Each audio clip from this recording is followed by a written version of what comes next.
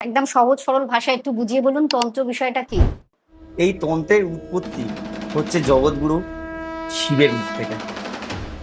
যখন পার্বতী দেবী মহাদেবের কাছে জানতে চেয়েছিল যে মানবদের মুক্তি কিভাবে হবে। ওং আর ওম নিয়েও একটা আছে, অনেকে ওম বলে অনেকে ওং বলে, এটার কি ডিফারেন্স? দীক্ষা ছাড়া ওম নমঃ শিবায় বলা যায় না। তাই না? না, কিন্তু এটা আপনি তো শুধু নমঃ শিবায় উচ্চারণ করতে পারেন, ওম কথাটি আপনি যুক্ত করতে পারবেন না ততক্ষণ না আমরা দীক্ষা হচ্ছে। তাই একদম। এবং ওম নমঃ শিবায় যখনই আপনি উচ্চারণ করছেন দীক্ষা ছাড়া, তখনই আপনার পাপ হচ্ছে। যদি কেউ ভিডিও দেখে বা হঠাৎ ইচ্ছা হলো যে যদি কেউ শুরু করে, তো তাহলে কি সেটার কোনো নেগেটিভ ইম্প্যাক্ট থাকে? হ্যাঁ, আচ্ছা। অবশ্যই নেগেটিভ ইম্প্যাক্ট থাকে। যে তন্ত্র আমি বই পড়ে শিখে গেছি হুম। বা কোনো কারো ভিডিও দেখে আমি শিখে গেছি, তাহলে সে কোনোদিনই ঠিক কথা বলছে না।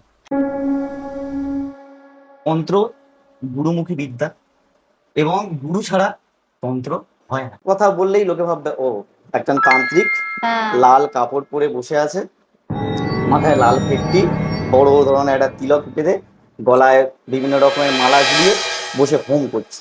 আদৌ কাজ হয় কিনা সেটাও একটা ব্যাপার, যে বশীকরণ করলো আদৌ কাজ হলো কিনা। বেশিরভাগটাই থাকে লোক ঠকানো। মানে আমি ওপেন ফোরামে বলছি,